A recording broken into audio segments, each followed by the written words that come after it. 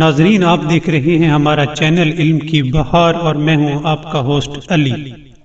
ناظرین، ایک دفعہ کا ذکر ہے کہ حضرت جبرائیل علیہ السلام زمین پر آئے اور حضرت آدم سے کہا کہ مجھے حکم دیا گیا ہے کہ میں تمہیں 3 چیزوں میں سے ایک کے لینے اور 2 کے چھوڑنے کا اختیار دوں۔ حضرت آدم نے پوچھا کہ وہ 3 چیزیں کون سی ہیں؟ حضرت جبرائیل نے کہا کہ پہلی چیز عقل ہے، دوسری چیز حیا ہے اور تیسری چیز دین ہے۔ حضرت آدم نے کہا کہ میں نے عقل کو لے لیا۔ حضرت جبرائیل نے حیا اور دین سے کہا کہ تم واپس جاؤ اور عقل کو چھوڑو۔ تب حضرت آدم نے کہا کہ اے جبرائیل، ہمارے لیے حکم یہ ہے کہ ہم عقل کے ساتھ رہیں جہاں کہیں بھی وہ رہے۔ اس کے بعد حضرت جبرائیل آسمان کی طرف چلے گئے۔ ناظرین، امام محمد باقر علیہ السلام کا فرمان ہے کہ جب خدا نے عقل کو پیدا کیا تو اسے قوت گویائی دے کر فرمایا آگے آ۔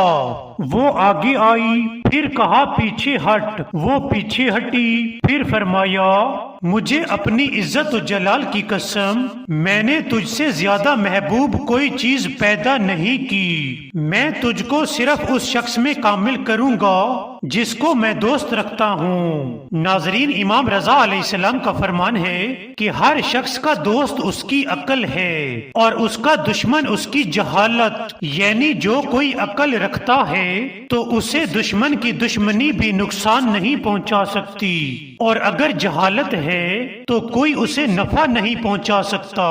ناظرین، امام محمد باقر علیہ السلام کا فرمان ہے کہ اللہ تعالیٰ روز قیامت اپنے بندوں سے محاسبہ اسی لحاظ سے کرے گا کہ جتنی عقل ان کو دنیا میں دی ہے۔ اور جب امام جعفر صادق علیہ السلام سے پوچھا گیا کہ عقل کی تعریف کیا ہے تو آپ نے فرمایا کہ عقل یہ ہے کہ جس سے رحمان کی عبادت کی جائے اور جنت کو حاصل کیا جائے۔ ناظرین، اس سے ہمیں سبق ملتا ہے کہ اللہ تعالیٰ نے عقل سے زیادہ محبوب کوئی چیز پیدا نہیں کی، اور اللہ تعالیٰ اس شخص میں عقل کامل کرتا ہے جس کو وہ دوست رکھتا ہے۔ اس لیے ہمیں چاہیے کہ اللہ تعالیٰ سے دعا کیا کریں کہ ہماری عقل کامل کر دے اور ہمیں اپنا دوست رکھ لے، کہ ہماری عقل کامل کر دے اور ہمیں اپنا دوست رکھ لے، کہ ہماری عقل کامل کر دے اور ہمیں اپنا دوست رکھ لے۔